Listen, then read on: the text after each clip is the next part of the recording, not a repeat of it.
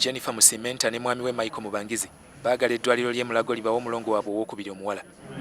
Ekirala baagala gavumenti ku lwa Mulago ebaliyirira olw'okutulugunyizibwa mu birowoozo kwe bayiseemu nga banoonya omwana waabwe okumala emyaka 2 nga tebamulabako.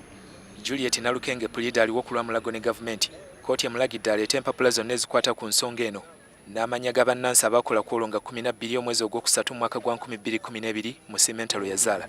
Kkooti bw'eneefuna empapula zino omusango gwa kutandika okuwulirwa. Musimenta n'abaaliwo bajulira nti yazaala abaana 2 abawala, kyokka ne wabaawo Nansi yamutegeeza nti omwana we omu yali afudde. Bwe baasaba omulambo babagamba okudda enkeera, kyokka tebaagufuna okumala ennaku 3. Oluvannyuma ne babawo omulambo gw'omwana eyali yakazaalibwa era ebyava mu kukebera endagabutonde ne biraga nti omwana teyali wa Musimenta. Kati enkeera nga tunoonya maiti nga tetugiraba, nga batugamba tugende mu mukyale nga tunoonyayo nga tetugiraba, ne bagamba tudde gye twazaalira nabo nga banoonyako nga tebagiraba. Naye olunaku olwo omusawo eyamuzaalisa tiyaliwo. Kati abasawo banene bamukubira amasimu bamugamba waliwo omusango wano, babuuza omwana wali yafudde naye omulambo tukola ki tugulabikako.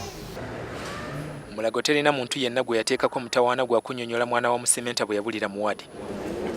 Omwaka oguwedde ab'akakiiko akakwasisa empisa mu bakola obusawo baagoba okumala emyaka 2 omusawo omuzaalisa ayitibwa Asinja Kapulu lwa kwekubaana ne bannansi e Mulago ne babuza omwana wa Sauda Nnabakiibi omulenzi ate ne bamuwamu omuwala nga mufu.